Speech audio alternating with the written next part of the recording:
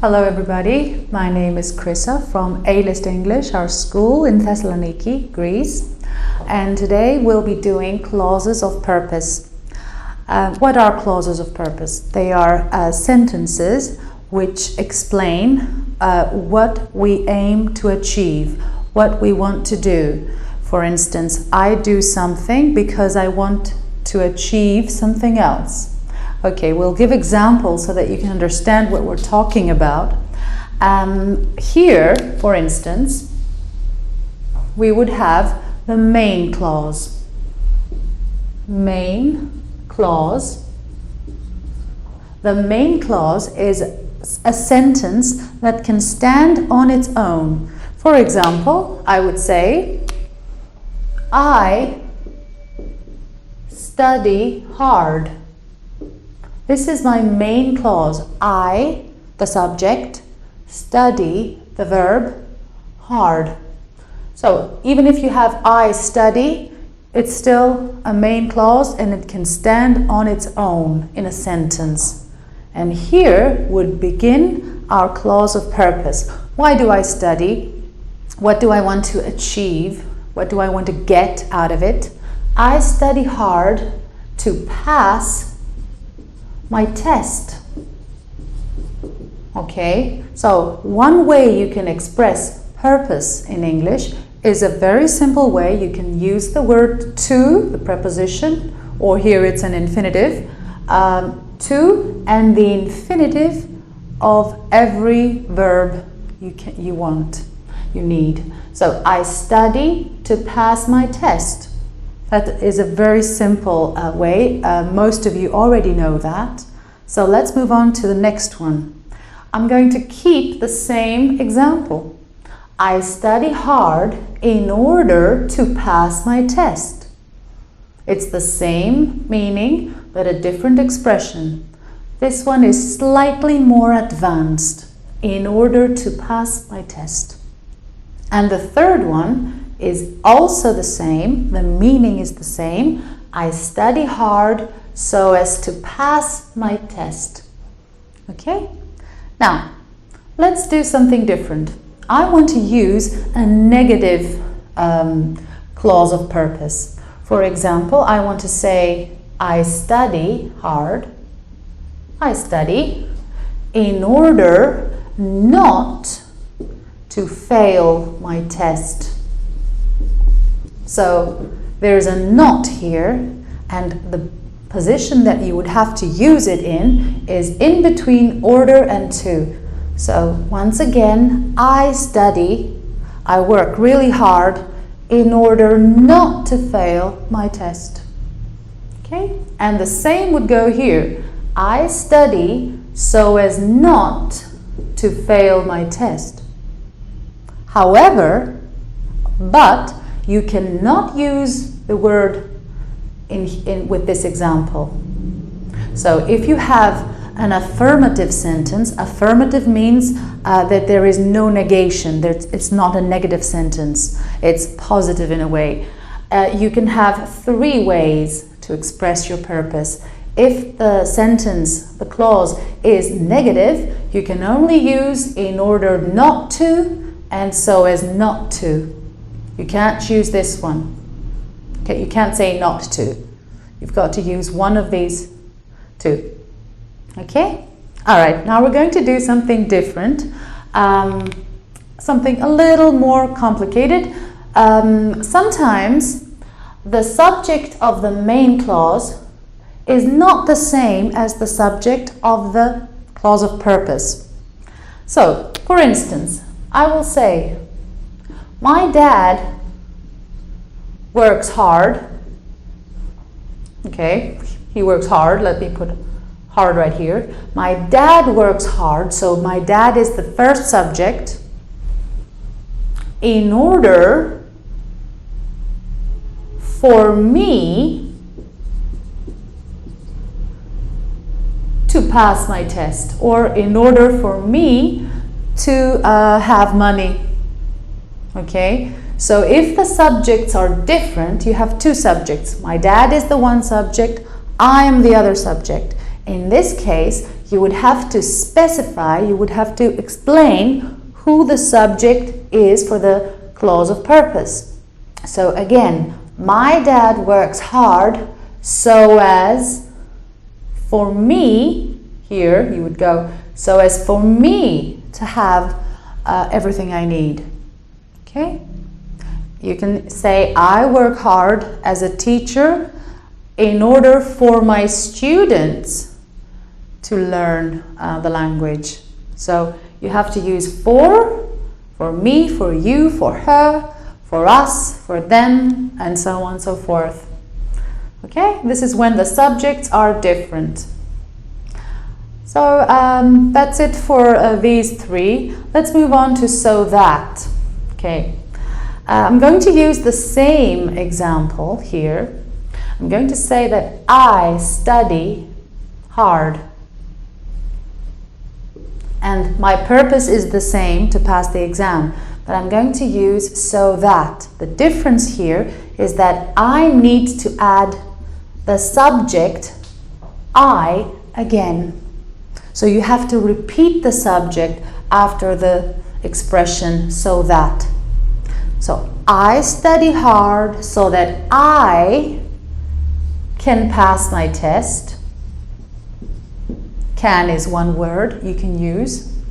I study hard so that I will pass my test. Can and will are the most common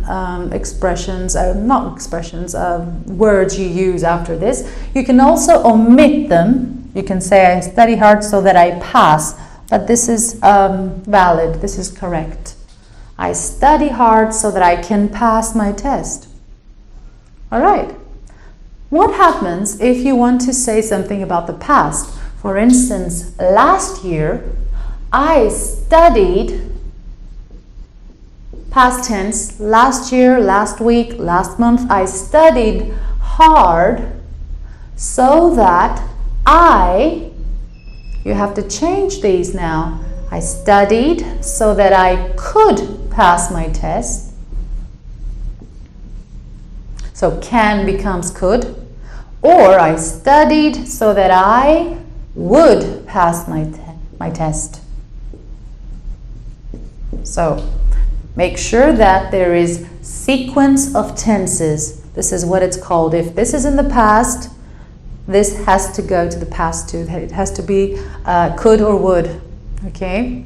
Now, going back to these, if I used the past tense here, I'm going to change study and I'm going to say I studied hard. Okay?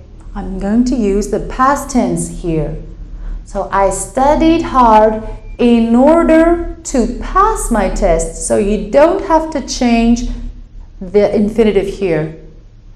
So when you use in order to or so as to, you only make one change in the main clause. I studied in the past in order to pass my test. You don't have to have any changes here, and you shouldn't change anything in the infinitive. All right? But here you have to make these changes. All right, that's pretty much it. So to recapitulate, you need to focus on the negative clause of purpose, where to place the not, and it would be here, in order not to fail, so as not to fail. Here you would of course say can't, won't, couldn't or wouldn't fail, okay, depending on the meaning.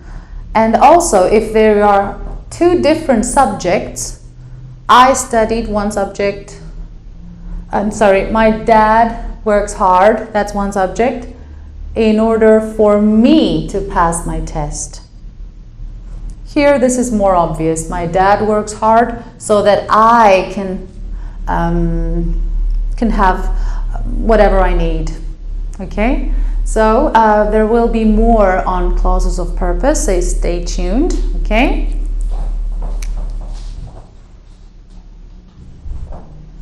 Okay, back to clauses of purpose now. 3 more expressions that we use to to express our purpose. Remember what we said, I study hard, okay? Why do I do that? I study with a view to, and then I would have to take the word pass and make it a gerund. I would have to say passing. I study hard with a view to passing my exam. So this is one change you need to focus on. Let's give more examples. I'm learning English. I'm learning English, let's put English here, with the aim of working abroad. I want to live in another country. I want to work somewhere else where they speak English. So I'm learning English with the aim of working abroad. Okay? Again, working is the gerund. And the last expression is with the intention of doing something. All right? So you can say something like, I'm saving money. Why am I saving money? What do I want to achieve with the intention of buying a car? All right, so these three expressions are all used with a gerund, with a view to passing. Be careful with this one. A lot of students get this confused because they see the to and they instinctively produce an infinitive, to pass. But no, this is not correct. With a view to doing something. You need to practice this. Try to make examples so that you can practice it. Okay, more clauses of purpose coming up. Okay, now, for fear and lest. These two expressions describe a negative purpose. They tell your listener what you want to avoid.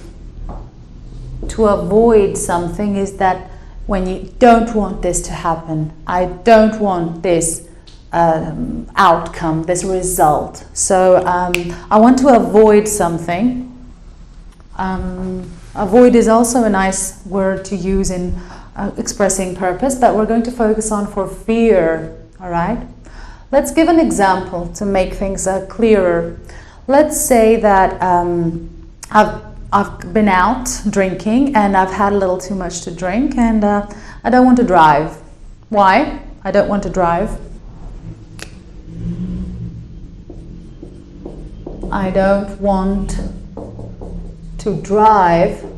Why don't I want to drive? It's for one way of expressing this is for fear of, and then you would use a gerund here. For fear of having an accident. Having an accident.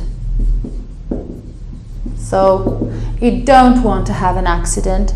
You want to avoid having an accident. Avoid doing something. So one way is I don't want to drive. I'm not going to drive tonight, for fear of having or of causing an accident. Causing is when you make something happen. So I don't want to drive today. Another way to use for fear is to say, I don't want to drive for fear that. Remember what we said when we use the word that? We need to repeat the subject. Even if it's the same subject, we need to repeat it. So I don't want to drive for fear that I, and here, pay attention, for fear that I might cause an accident. So might is one word we use. For fear that I should have an accident. Okay? So, might and should, and then the infinitive. I don't want to drive for fear that something bad should happen. I don't want to drive tonight for fear of something bad happening. You can use either the ing or might, should, and an infinitive. Now, if you're talking about the past, let's say I'm talking about last night. Last night I had a little too much to drink. So I didn't want to drive. I didn't. You see, I'm using the past tense. I didn't want to drive. Okay? Didn't is the key word, whereas here it's don't. I didn't want to drive last night for fear that I might have an accident. You can keep it that way. For fear that I should have an accident. And you can also say for fear that I would have an accident. Would cause an accident. So when you're talking about the past, you can have three options here. For fear that something might happen, should happen, or would happen. Okay? Now I'd like you to focus on should. We know that should means must, but not here. Here, should doesn't mean must. It means just in case anything should happen. All right? It doesn't mean you have to do something. It means something that might happen. All right? So we've got one more to go before we finish clauses of purpose. It's lest. This is a bit formal. More difficult than the rest because we don't use it very frequently. But I'm going to use the same example to make my point. Okay. Again, I don't want to drive. Why not? Why don't I want to drive? Lest I might cause an accident. You see how easy it is? It's the same. Lest I might cause an accident. Lest I should cause an accident. But not would. You don't use would with lest. You use only these two. So lest is actually for fear. It's the same meaning. It's just a bit more formal, more advanced, and it is a different way of saying the same thing. So even if you had a past tense, you still could not use would. So with lest, you say might or should. Okay. I don't want to go on lest I should confuse you even further. Study clauses of purpose. There'll be more on clauses, different types of clauses. And till we meet again, that's it. Bye-bye. Don't forget to subscribe, please, if you feel this video is useful to you. Bye-bye.